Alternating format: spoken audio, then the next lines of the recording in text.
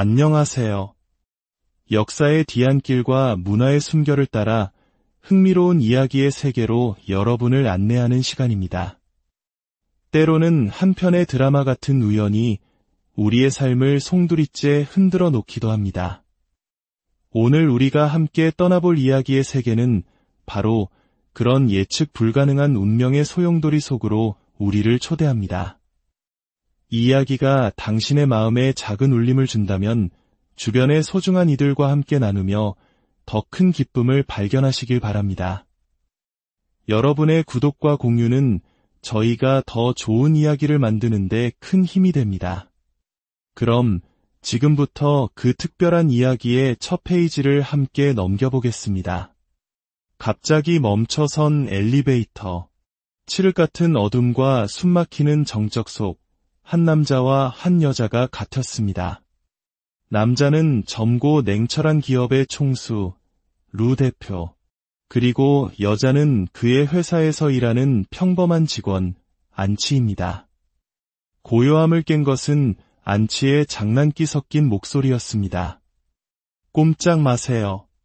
손대지 마시고요. 또 만지고 싶으세요?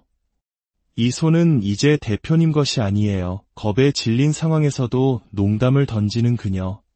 하지만 이내 목소리가 떨려옵니다. 대표님, 저 정말로 같았나 봐요.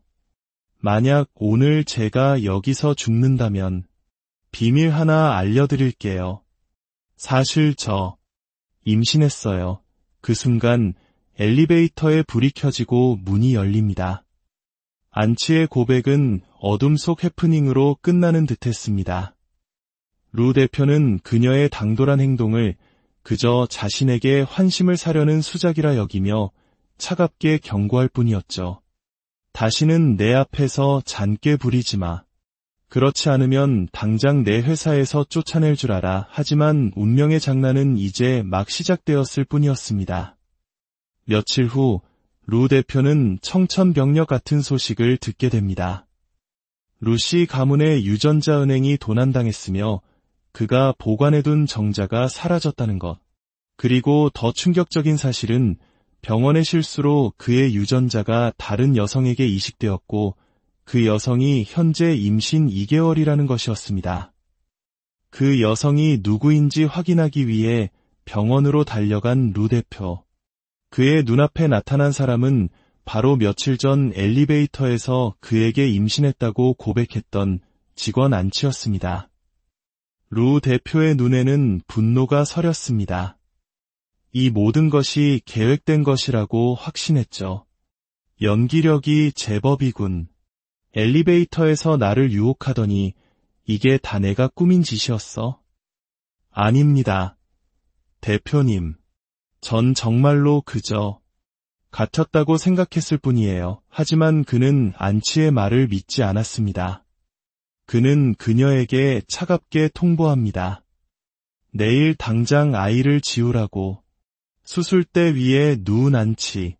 모든 것을 체념한 듯 보였습니다. 그러나 루 대표의 약혼녀는 오히려 아이를 낳으라고 종용합니다. 어차피 아이는 루 대표의 것이니 그의 뜻에 따르겠다고 말하는 안치. 그녀는 그저 이 일로 회사에서 해고당하지 않기만을 바랄 뿐 다른 어떤 요구도 하지 않았습니다. 그녀의 이런 태도는 루 대표를 더욱 혼란스럽게 만들었습니다. 돈을 목숨처럼 여기는 가난한 여자라고 들었는데 왜 아무것도 요구하지 않는 것일까? 더 큰 것을 얻기 위한 밑그림일까? 그의 머릿속은 복잡해져만 갔습니다. 수술실에 들어가기 직전 그는 마지막으로 초음파 보고서를 확인합니다. 그리고 그곳에서 놀라운 사실을 발견합니다. 아기집이 2개, 쌍둥이였습니다. 루 대표는 수술을 중단시켰습니다. 그리고 안치에게 누구도 거부할 수 없는 제안을 합니다. 계약 결혼. 아이를 낳고 이혼하면 보상금으로 1억 위안을 주겠다는 것이었습니다. 안치는 결혼은 할 수 없다고 버팁니다.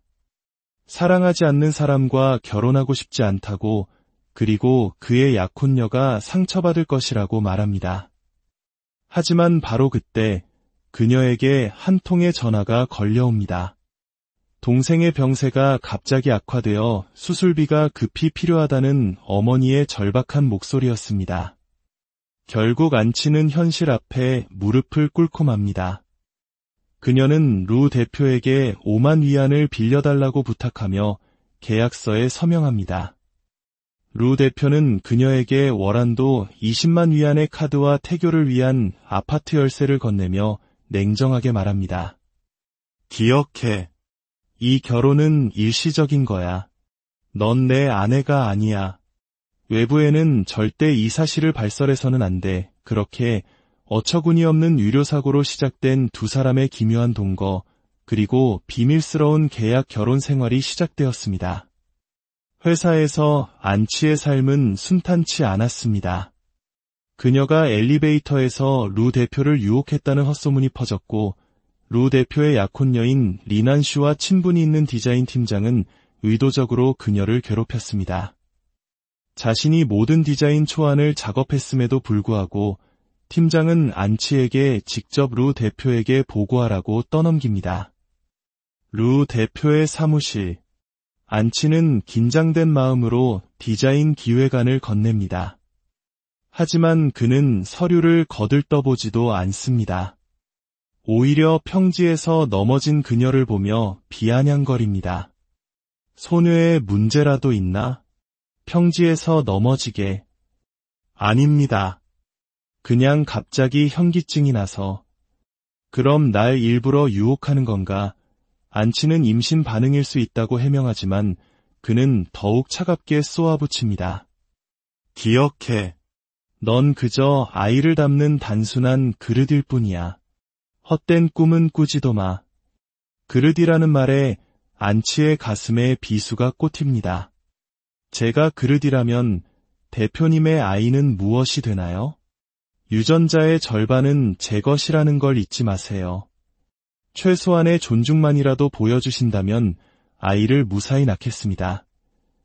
그녀는 자신에게도 좋아하는 사람이 있고 평생 그 사람만을 좋아할 것이라며 그의 의심을 차단합니다. 사무실에서는 안치가 낙태 수술을 받은 것으로 알려져 있었습니다. 동료들은 그녀의 안색을 살피며 괜찮냐고 묻지만 그녀는 아무렇지 않은 척 연기해야만 했습니다. 한편 루 대표의 약혼녀 리난 슈의 친구인 디자인 팀장은 안치를 쫓아내기 위해 인사고과의 최하 등급인 일을 줍니다. 부당한 평가의 안치는 루 대표를 찾아가 따져 묻습니다. 제가 부당하게 2등급을 받은 것 알고 계셨습니까? 지난번 일 때문에 화가 나셔서 저에게 복수하시는 건가요? 그녀의 눈에는 눈물이 가득 고였습니다. 비록 미미한 존재지만 노력하면 언젠가 빛을 볼 수 있다고 믿었던 그녀의 희망이 무너지는 순간이었습니다. 그녀의 눈물을 본 루 대표의 마음이 미세하게 흔들립니다. 그는 곧바로 팀장을 호출하여 질책하고 안치의 성과를 재평가하라고 지시합니다. 그제야 모든 것이 오해였음을 깨달은 안치는 그에게 사과합니다. 죄송합니다. 대표님, 제가 오해했어요. 어색한 분위기를 깨려 커피를 건네던 순간 안치는 중심을 잃고 그에게 안기며 입을 맞추게 됩니다. 당황한 그녀는 임신 반응 탓이라며 변명하지만 루 대표는 이 역시 계획된 수작이라 여기며 경멸의 눈빛을 보냅니다. 너 같은 비열한 여자에겐 조금의 관심도 없어. 며칠 후 안치는 인사고과가 A로 재평가되었고 정식 디자이너로 승진했다는 기쁜 소식을 듣습니다. 하지만 기쁨도 잠시 동생의 치료를 위해 수입약이 필요하다는 어머니의 연락을 받습니다. 약값은 무려 10만 위안. 그녀는 또다시 루 대표가 준 카드로 돈을 인출할 수밖에 없었습니다. 그날 밤 루 대표가 그녀의 아파트로 찾아옵니다. 그는 돈 때문에 온 것이냐는 그녀의 물음에 그 돈은 영양비이니 보고할 필요 없다고 말하며 대신 몸가짐을 똑바로 하라고 경고합니다. 그의 자기중심적인 태도에 안치는 기가 막힐 뿐입니다. 얼마 후 회사 신제품 발표회. 그곳에서 안치는 오랫동안 짝사랑해온 남자 첨펑과 재회합니다. 그런데 이게 무슨 운명의 장난일까요? 그토록 그리워했던 짝사랑 상대가 바로 남편인 루 대표의 동생 루아 오천이었던 것입니다. 안치는 충격에 휩싸입니다. 이런 막장 드라마 같은 일이 또 나에게 일어나는 걸까? 발표회장에서 안치는 갑작스러운 복통으로 쓰러지고 병원으로 실려갑니다. 다행히 아이는 무사했지만 이 일로 루 대표는 그녀에게 회사의 모든 공식 활동에 참여하지 말고 집에서만 머물라고 명령합니다. 그는 아이에게 가장 큰 위협은 약혼녀 리난슈이니 그녀만 잘 단속하면 모든 게 해결될 것이라는 안치의 말을 무시합니다. 오히려 안치와 동생 루아오천의 관계를 의심하기 시작합니다. 리난슈는 루 대표에게 안치가 루아오천의 아이를 임신한 것이며 유료사고를 가장해 루씨 가문의 후계자 자리를 노리는 것이라고 이간질합니다. 루 대표는 안치를 따로 불러내 FBI가 사용하는 최첨단 거짓말 탐지기까지 동원해 그녀와 루아오천의 관계를 추궁합니다. 루아오천과 무슨 관계지? 아무 관계도 아닙니다. 3년 전 여행에서 우연히 만났고 그 후로는 연락한 적 없어요. 그가 대표님 동생인 줄도 몰랐습니다. 거짓말 탐지기는 그녀가 진실을 말하고 있음을 보여줍니다. 하지만 그는 여전히 의심을 거두지 않고 다시는 루아오천을 만나지 말라고 경고합니다. 안치는 계약서 내용을 언급하며 사생활에 간섭하지 말라고 맞섭니다. 아이를 낳아주면 그 외에는 모두 자신의 자유라고 말이죠. 리난슈는 안치를 찾아와 루씨 가문에서는 신분이 불분명한 여인이 임신하면 강제로 해외로 보내지고 아이를 낳으면 빼앗긴 채 평생 아이를 보지 못하고 타지에서 죽게 될 것이라고 협박합니다. 그녀의 말에 안치는 공포에 휩싸입니다. 루 대표가 자신을 파리 주얼리쇼에 보내려는 것이 혹시 자신을 스위스로 빼돌려 비밀리에 출산하게 하려는 계획은 아닐까 의심합니다. 안치는 파리 주얼리쇼에서 눈부신 성공을 거두며 디자이너로서의 입지를 다집니다. 쇼가 끝난 후 루 대표는 계획대로 그녀를 스위스로 보내려 합니다. 안치는 필사적으로 저항하고 그의 감시를 피해 도망칩니다. 그리고 유일하게 의지할 수 있는 사람 루아오천에게 연락해 도움을 청합니다. 루 대표는 안치가 도망쳤다는 소식에 이성을 잃고 파리 전역을 뒤지기 시작합니다. 꼬박 하루 밤낮을 굶어가며 그녀를 찾아 헤맨 끝에 마침내 루아오천과 함께 있는 그녀를 발견합니다. 안치는 가위를 자신의 목에 겨누며 스위스로 가지 않겠다고 만약 강요한다면 여기서 죽겠다고 저항합니다. 그녀의 결사적인 모습에 루 대표는 결국 두 손을 듭니다. 그는 다시는 그녀를 해외로 보내지 않겠다고 약속합니다. 파리에서 돌아온 후 회사 내에서는 새로운 디자인 총괄 자리를 두고 안치와 새로 영입된 실력파 디자이너 이브의 경쟁 구도가 형성됩니다.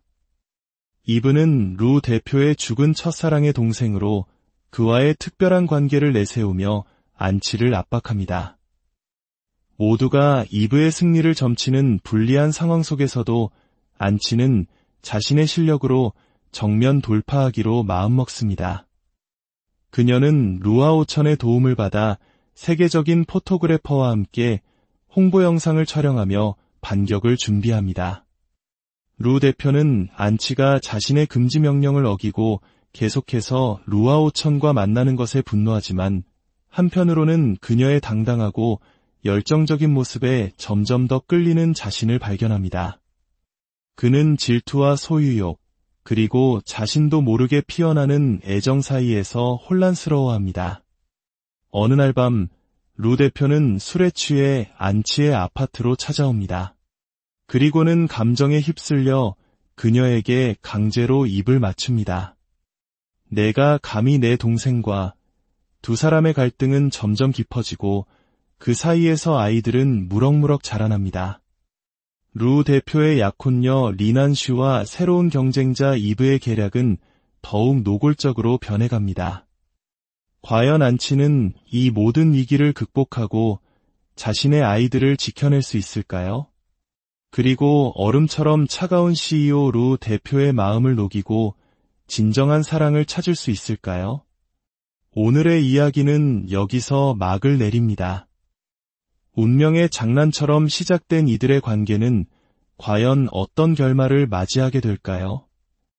때로는 가장 예상치 못한 곳에서 인생의 가장 소중한 인연이 시작되기도 합니다. 여러분의 삶에도 드라마보다 더 극적인 아름다운 이야기가 펼쳐지기를 기원합니다. 다음 시간에 더욱 흥미로운 이야기로 다시